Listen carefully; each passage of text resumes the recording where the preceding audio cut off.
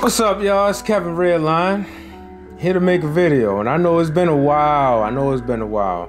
But, Ravens wasn't the only thing stressing the brother out. But it's all good.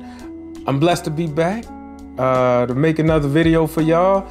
And this is going to be a quick video. I just want to talk about why the Ravens going back to that 2019 formula isn't such a bad thing. I hear a lot of people all the time talk about how we didn't invest in the wide receivers and, we still don't have edge rush. It is a little thin at the edge rush. I can't stunt. I don't know what the plan is for that, but we will see.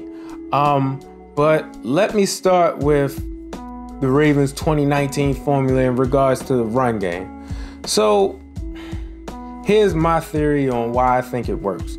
So Joe Burrow came out and said, you got to pick your poison with us. If you double one guy, the other one's going to eat. If you stop the pass game, we got Joe Mixon. He's right. He didn't win in on the Ravens plenty of times, and it's cool. Congrats to them. That must have been a huge accomplishment. I ain't gonna lie. I wasn't expecting it to be that bad, but it was. But to go back on topic, so here's my theory. So with the 2019.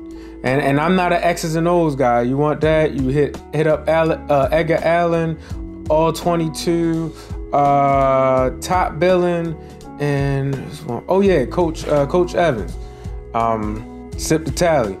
But I'm just giving a theory. I could be wrong, but I feel like I'm right.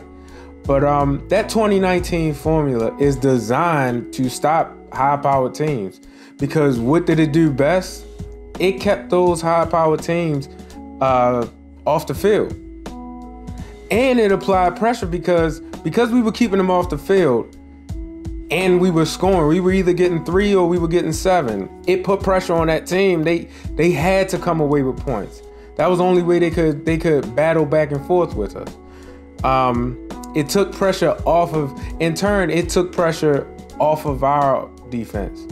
And it also, because it was such a run-dominant offense, it created opportunities in the passing game.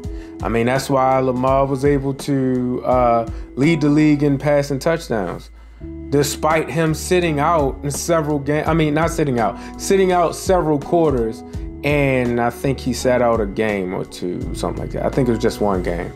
But despite all that, he was able to lead the league in passing touchdowns. It was a unique offense that would throw off teams that were used to going against pass-happy offenses. Every week a team is going to get something that's very similar, but, you go against the Ravens, which is a gritty, just different type of team to play. It throws you off. So when it leads to the defense is well-rested. It's not as much pressure on them because we didn't score. They're confident that we're going to score again. So the pressure isn't as bad.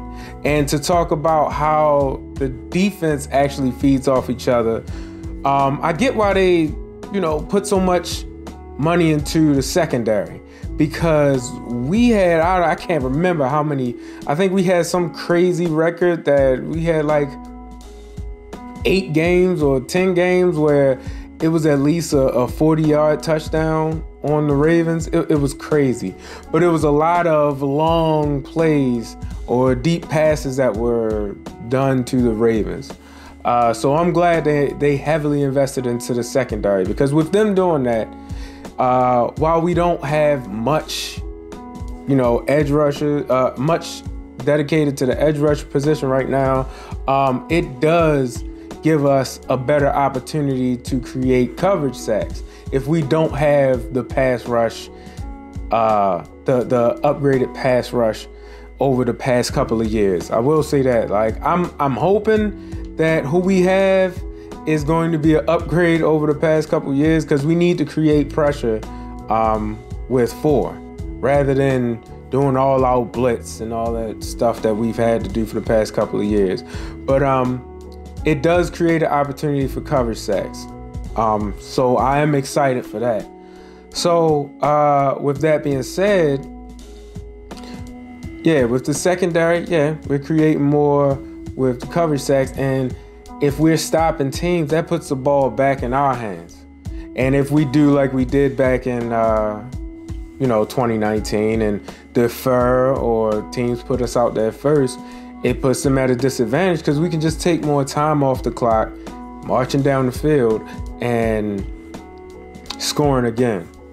So, like I said, I think that formula is primed to stop high-powered offenses by just simply keeping them off the field. So that way, we're not completely reliant on our defense to defend this high-powered offense that torched us last year.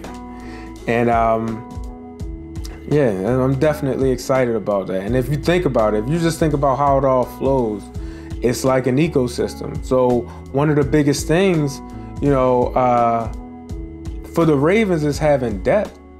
And I think that, the only position where there's not much depth is the wide receiver position and the edge rusher, outside linebacker. So with that being said, the critical areas, for this system to work, the running backs, the tight ends, the secondary, all there. It's when you think about it, it's like an ecosystem. So they're not too high on the offensive scale. They're not too high on the defensive scale. It's kind of even. And the reason why depth is so important is because if one person goes down, it's not going to disrupt the whole ecosystem. If one person goes down, it might be a little more stress, but we got somebody there to keep the ecosystem rolling. So, like I said, I think I'm being optimistic, of course, but I truly believe that this is an opportunity for the Ravens. With everything that we've been through the past couple of years, the soul-crushing losses, the injuries, we've seen the highs and been humble. I think they learned through all of those things and are applying those lessons to create a better version of the 2019 season. That includes enhancing the passing game. Now, only time will tell. Right now it's 10:07. I can't wait to see if that passing game is going to be upgraded or not. I hope it is, but I truly believe that we will have a successful season, and a lot of things that the people were worrying about, hopefully they'll stop worrying about them. All right, y'all. It's been a pleasure. Y'all will see me again. Thank you for watching the video.